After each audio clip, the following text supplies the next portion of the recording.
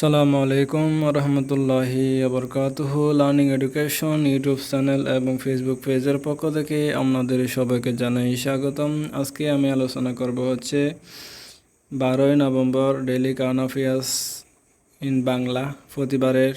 প্রতিদিনের মধ্যে যে সাধারণ জ্ঞান প্রশ্নোত্তরগুলো আসে সেগুলো নিয়ে আজকে আলোচনা করব হচ্ছে 12 নভেম্বরের ডেইলি কারেন্ট অ্যাফেয়ার্স নিয়ে। তা আপনারা এখানে দেখতে পাচ্ছেন, এখানে এটা হচ্ছে থাম্বনেইল ডিজাইন, এটা ইউটিউবের জন্য এবং ফেসবুকের জন্য।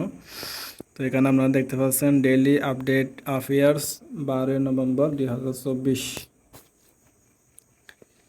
এখানে প্রথম 1 নম্বর প্রশ্ন এখানে দেখতে পাচ্ছেন হচ্ছে উপদেষ্টা আসিফ মাহমুদকে কোন মন্ত্রণালয়ের দায়িত্ব দেওয়া হয়েছে? সঠিক উত্তর হবে যুব ও ক্রীড়া এবং স্থানীয় সরকার, পল্লী উন্নয়ন ও সমবায় মন্ত্রণালয়ের অধীনে। উপদেষ্টা হাসান আরিফকে কোন মন্ত্রণালয়ের দায়িত্ব দেওয়া হয়েছে? সঠিক উত্তর হবে ভূমি এবং বেসরকারি বিমান চলাচল ও পর্যটন মন্ত্রণালয়ের দায়িত্ব।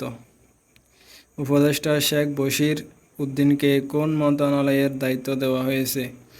সঠিক উত্তর হচ্ছে বাণিজ্য, বস্ত্র ও পাট মন্ত্রণালয়ের দায়িত্ব।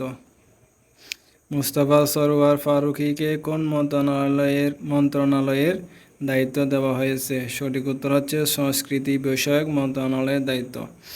Brigadier general of S Sakhawat হোসেনকে কোন মন্ত্রণালয়ের দায়িত্ব দেওয়া হয়েছে? সঠিক উত্তর নৌ পরিবহন এবং নতুন করে শ্রম ও কর্মসংস্থান মন্ত্রণালয়ের দায়িত্ব। উপদেষ্টা আলী ইমাম মজুমদারকে কোন মন্ত্রণালয়ের দায়িত্ব দেওয়া হয়েছে? সঠিক উত্তর খাদ্য মন্ত্রণালয়ের দায়িত্ব। নতুন 3 উপদেষ্টাকে শপথ পাঠ করান কে? সঠিক উত্তর রাষ্ট্রপতি মোহাম্মদ শাহাবুদ্দিন। নতুন যুক্ত হওয়া উপদেষ্টারা কারা? সঠিক উত্তর বিশিষ্ট ব্যবসায়ী শেখ বশির উদ্দিন, চলচ্চিত্র পরিচালক মুস্তাফা সরোয়ার ফারুকী এবং বৈষম্য বিরোধী ছাত্র আন্দোলনের অন্যতম নেতা মাহফুজ আলম। শহীদ নূর হোসেন দিবস কবে? 10 নভেম্বর। অন্তর্বর্তীকালীন সরকারের উপদেষ্টাদের শপথ বাক্য পাঠ করান কে? সঠিক উত্তর রাষ্ট্রপতি। 2025 সাল থেকে কোন প্রতিষ্ঠান স্মার্ট ফ্যামিলি কার্ড সেবা চালু করেছে? সঠিক উত্তর trading corporation of Bangladesh, TCB। দেশে প্রথমবারের মতো ক্রস বর্ডার নীতিমালা প্রণয়ন করেছে কোন মন্ত্রণালয়? সঠিক উত্তর বাণিজ্য মন্ত্রণালয়।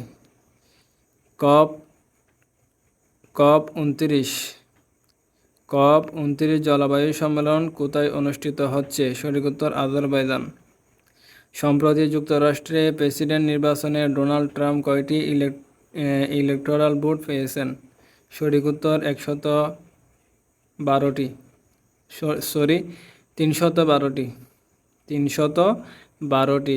4B কি? সঠিক উত্তর নারীবাদী আন্দোলন। সম্প্রতি গাজায় যুদ্ধবিরতির মধ্যস্থতা থেকে কোন দেশ সরে দাঁড়িয়েছে? সঠিক উত্তর কাতার। কতজনকে প্রতিমন্ত্রীর পদমর্যাদার বিশেষ সহকারী নিয়োগ দেওয়া হয়েছে? সঠিক উত্তর 3 জন।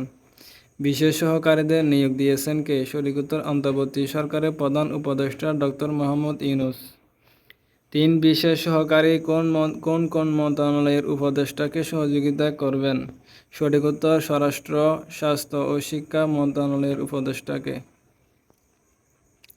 বিশেষ সহকারী নিয়োগের বিষয়ে প্রজ্ঞাপন কবে জারি করা হয়েছে? সঠিক উত্তর 10 নভেম্বর রবিবার রাতে। 3 জন বিশেষ সহকারী কারা? পুলিশের সাবেক মহাপরিদর্শক IGP খোদা বক্স চৌধুরী, বঙ্গবন্ধু শেখ মুজিব মেডিকেল বিশ্ববিদ্যালয়ের উপাচার্য ডক্টর সাইদুর রহমান এবং অধ্যাপক M আমিনুল ইসলাম। খোদা বক্স চৌধুরী কোন মন্ত্রণালয়ের উপদেষ্টাকে সহযোগিতা করবেন? স্বরাষ্ট্র মন্ত্রণালয়ের উপদেষ্টাকে। অধ্যাপক সাইদুর রহমান কোন মন্ত্রণালয়ের উপদেষ্টাকে সহযোগিতা করবেন? সঠিক উত্তর স্বাস্থ্য ও পরিবার কল্যাণ মন্ত্রণালয়ের উপদেষ্টাকে। অধ্যাপক M আমিনুল ইসলাম কোন মন্ত্রণালয়ের উপদেষ্টাকে সহযোগিতা করবেন? সঠিক উত্তর শিক্ষা মন্ত্রণালয়ের উপদেষ্টাকে। COP29 জলবায়ু সম্মেলন কোথায় অনুষ্ঠিত হবে? আজারবাইজানের বাকুতে। COP29 সম্মেলনে যোগ দিতে কোন দেশের অন্তর্বর্তী সরকারের প্রধান উপদেষ্টা আজারবাইজান সফরে যাচ্ছেন? সঠিক উত্তর বাংলাদেশের অন্তর্বর্তী সরকারের প্রধান উপদেষ্টা ডক্টর মোহাম্মদ ইউনূস। COP29 সম্মেলন কবে থেকে কবে পর্যন্ত অনুষ্ঠিত হবে? 11 থেকে 22 নভেম্বর। ডক্টর মোহাম্মদ ইউনূস কোন বিষয়ে COP সম্মেলনে অংশ নেবেন? জলবায়ু পরিবর্তন এবং এর প্রভাব মোকাবেলা করণীয় নিয়ে। সম্প্রতি উত্তর কোরিয়া ও রাশিয়ার মধ্যে কোন চুক্তি আইনে পরিণত করা হয়েছে? সঠিক উত্তর প্রতিরক্ষা চুক্তি। মস্কোয় সবচেয়ে বড় ড্রোন হামলা কার পক্ষ থেকে করা হয়েছে? সঠিক উত্তর ইউক্রেনের। ইউরোপ অঞ্চলে সবচেয়ে বড় মেট্রোপলিটন এলাকা কোন দুটি শহর? সঠিক উত্তর হচ্ছে মস্কো এবং ইস্তাম্বুল। আজকের দিনে যে সাধারণ জ্ঞান প্রশ্নোত্তরগুলো এসেছে এতক্ষণ পর্যন্ত এগুলো নিয়ে আলোচনা করছি। তো আপনাদের অবশ্যই এই ভিডিওটি যদি ভালো লেগে থাকে অবশ্যই লাইক করবেন এবং কমেন্ট বক্সের মধ্যে জানিয়ে দিবেন ভিডিওটি কেমন হয়েছে। আবারও নতুন কোনো ভিডিও নিয়ে আপনাদের সাথে উপস্থিত হব ইনশাআল্লাহ। তো আপনারা অবশ্যই চ্যানেলটিকে সাবস্ক্রাইব করবেন এবং ফেসবুক পেজটিকে ফলো করে সাথে থাকবেন। এতক্ষণ পর্যন্ত আপনাদের সাথে ছিলাম, এখানে বিদায় নিচ্ছি। আসসালামু আলাইকুম ওয়া রাহমাতুল্লাহি ওয়া বারাকাতুহু।